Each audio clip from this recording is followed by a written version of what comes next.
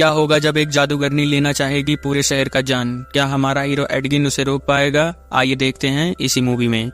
Movie के start में हमें एक कार्ड को दिखाया जाता है जिसमें एक कैदी को लाया जाता है और उसे लाकर एक जेल में बंद कर देते हैं, जिसमें पहले से ही 2 लोग एडगिन और होर्गा होते हैं और वो राक्षस होर्गा को परेशान करता है। होर्गा उसे एक ही पंच में ढेर कर देती है। अगले दिन होर्गा और एडगिन की सुनवाई होती है जिसमें उन्हें रिहा करना चाहिए या नहीं इसकी सुनवाई होगी। जज उनसे उनका क्राइम के बारे में पूछता है, तब एडगिन उन्हें पास की कहानी बताता है और कहानी पास्ट में जाती है। एडगिन सालों पहले हार्बर का सदस्य बना था और उसने कसम खाई थी कि वो कमजोर और असहाय लोगों की मदद करेगा। एडगिन की एक वाइफ और एक बच्ची थी। एडगिन ने रेड विचर को भी पकड़ा था। एक दिन जब एडगिन अपने घर लौटता है तब उसे पता चलता है कि रेड विचर ने उसकी वाइफ को मार दिया है, लेकिन उसकी वाइफ ने उसकी बच्ची को बचा लिया होता है। एडगिन इस बात से टूट जाता है और वो बहुत दुखी रहने लगता है और तब उसकी मुलाकात होल्गा से में होती है और वो उसकी बच्ची का ध्यान रखती है। कुछ दिनों में इन दोनों में भाई बहन जैसा रिश्ता बन जाता है। वो दोनों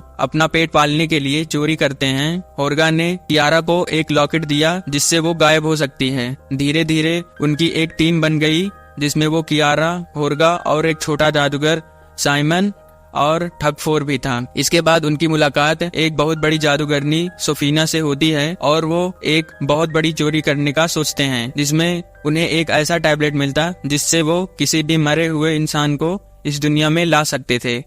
लेकिन चोरी के बीच में सोफीना समय को रोक देती है जिससे होर्गा और एडगिन वहां पर फंस जाते हैं। एडगिन फोर्ज को वो टैबलेट देता है और उसे उसकी बेटी का ध्यान रखने को बोलता है। ये बात सुन के जज उसकी सजा माफ करने वाले थे, लेकिन तभी वो एक पंछी को पकड़कर उस जेल की खिड़की को तोड़कर वहां से भाग जाते हैं।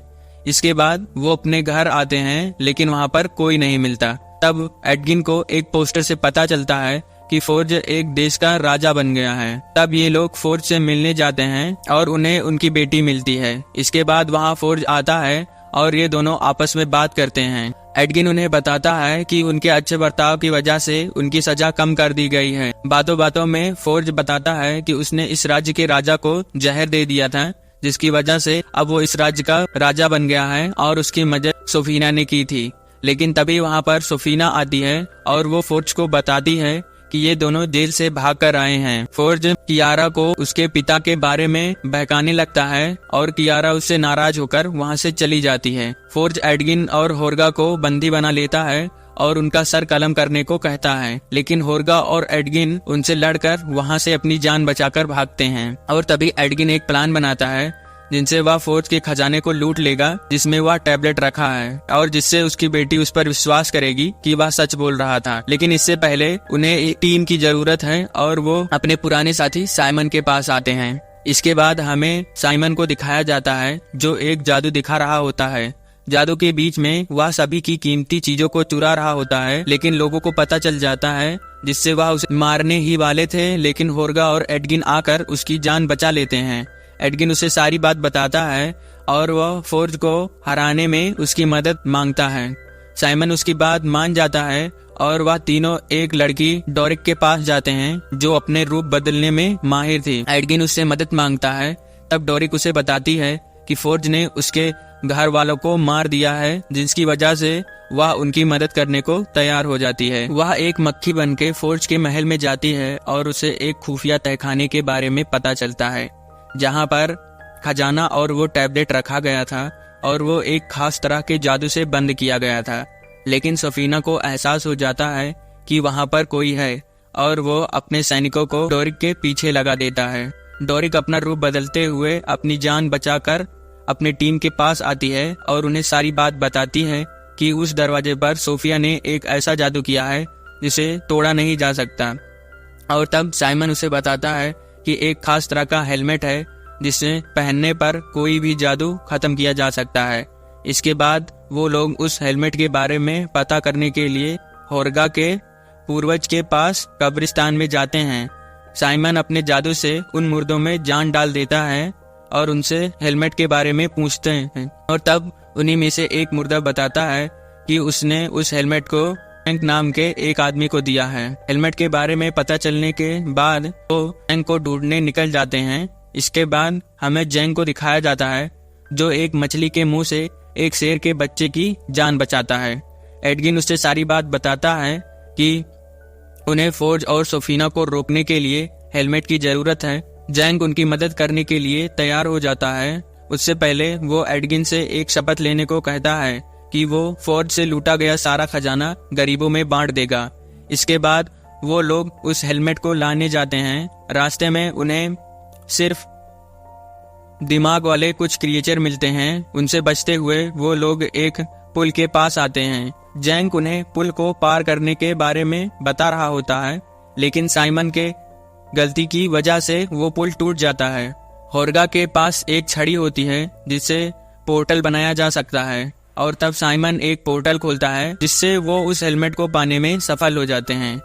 लेकिन तभी वहां पर कुछ राक्षस आ जाते हैं और तब जैंक उनका सामना अकेले ही करता है और उन्हें मार गिराता है।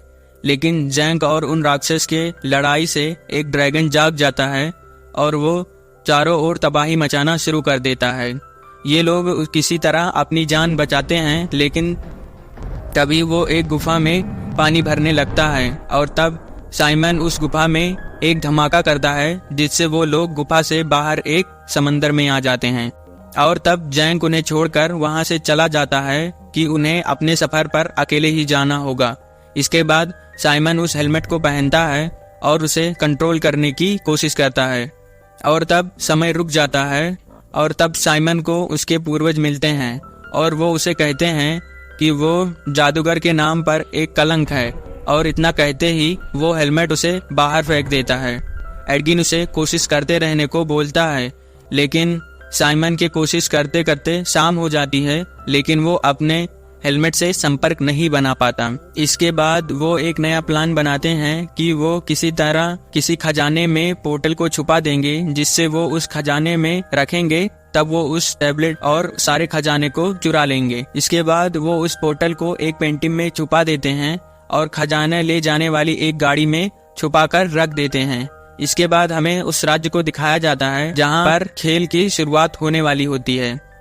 नेक्स्ट सीन में दिखाया जाता है कि पेंटिंग जमीन पर गिर जाती है, जिसकी वजह से वो लोग खजाने तक नहीं पहुंच पाते और तब एडगिन साइमन को हेलमेट से संपर्क बनाने को बोलता है। उसे इस बार सबकी जान बचाने के लिए उस हेलमेट को कंट्रोल करना ही पड़ेगा। इसके बाद एडगिन अपने बेटी को बचाने के लिए महल में जाता है। उसे जब अपनी बेटी मिलती है तब वो उसे सारी बात बताता है और माफी मांगता है, लेकिन तभी हमें पता चलता है कि वो सोफिना थी और वो एडगिन को कैद कर लेती है। इधर डोरिक को दिखाया जाता है जो खजाने तक पहुंच जाती है, लेकिन उसे पता चलता है कि सारे खजाना तो एक नाव में रखा गया है, लेकिन तभी एक सिपाही उसे बेहोश कर देता है। साइमन हेलमेट को पहनता है और उसे पहले ही उसे पूर्वज मिलते हैं, लेकिन इस बार वो बहुत गुस्सा हो जाता है और उन्हें मार देता है, जिसकी वजह से उसका मन का डर खत्म हो जाता है और वो उस हेलमेट की मदद से उस खजाने के दरवाजे को खोल देता है। लेकिन उसे पता चलता है कि वहां पर खजाना नहीं रखा गया है और तब वहां तोफीना आती है और ये सारे लोग पकड़े जाते हैं। हमें दिखाया जाता है कि एडगिन अपनी आखिरी इच्छा में अपने सारे दोस्तों के साथ अरीना में खेलने को कहता है। इसके बाद हमें अरीना का सीन दिखाया जाता है जिसमें बहुत सारे खिलाड़ी होते हैं। खेल शुरू होता है और हमें एक शेर को दिखाया जाता है जो सारे खिलाड़ियों को मार रहा होता है। सारे लोग उससे अपनी जान बचाकर भाग रहे होते हैं, लेकिन तब डोरिक उन्हें एक जेली जैसे ब्लॉक में कूदने को कहती है और सारे लोग उसमें कूद जाते हैं और तब डोरिक एक सांप बनके वहां से बाहर आती है और सब लोगों की जान बचाती है और एडगिन को बताती है कि फोर्ज सारे खजाने को लेकर वहां से भागने वाला है। एडगिन अपने टीम के साथ उस बोट पर कब्जा कर लेता है, जिसमें उसे वो टैबलेट भी मिलता है जिससे वो किसी भी मरे इंसान को वापस जिंदा कर सकता था। एडगिन फोर्ज की बेटी को लेकर आता है और उसे कहता है कि उसके खजाने को वापस कर दे, वरना वो उसकी बेटी को मार देगा। लेकिन तब होर्गा उसे मारकर नीचे गिरा देती है और ये सब उस बोट को लेकर भागने लगते हैं। नेक्स्ट सीन में हमें अरीना को दिखाया जाता है जिसमें सोफिना एक रेड विचर में बदल जाती है और वो अपने उसी हॉर्न की मदद से काली शक्तियों को आसमान से जमीन पर बुलाने लगती है और तब एडगिन को जैंक का किया गया वही वादा याद आता है और वो नाव को शहर की तरफ ले जाने को बोलता है। साइमन उसे पोर्टल को खोलने को कहता है, जिससे वो पूरे शहर में सोने को गिराने लगता है और सारे लोग सोने के लालच में अरीना को छोड़कर भाग जाते हैं, जिनसे सोफीना का प्लान खराब हो जाता है और सारे लोग मुर्दा बनने से बच जाते हैं। एडगिन राज्य में पहुंचता है और कियारा से अपना गायब होने वाला लॉकेट से गायब होने को कहता है और खुद ये सारे लोग सोफीना को रोकने जाते हैं। इसके बाद साइमन और सोफीना में एक लड़ाई स्टार्ट हो जाती है। ये दोनों अपने जादू के इस्तेमाल करते हैं और एक दूसरे पर भारी पड़ने की कोशिश करते हैं, लेकिन सोफीना बहुत ताकतवर थी।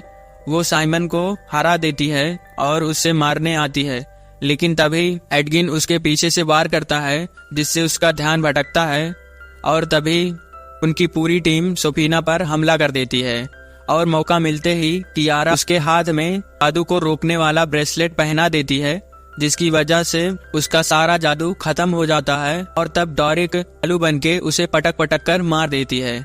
लेकिन इन्हीं बीच हमें पता चलता है कि होर्गा के सीने में एक ऐसा जादुई चाकू लग गया है जिसे कभी बचा नहीं जा सकता।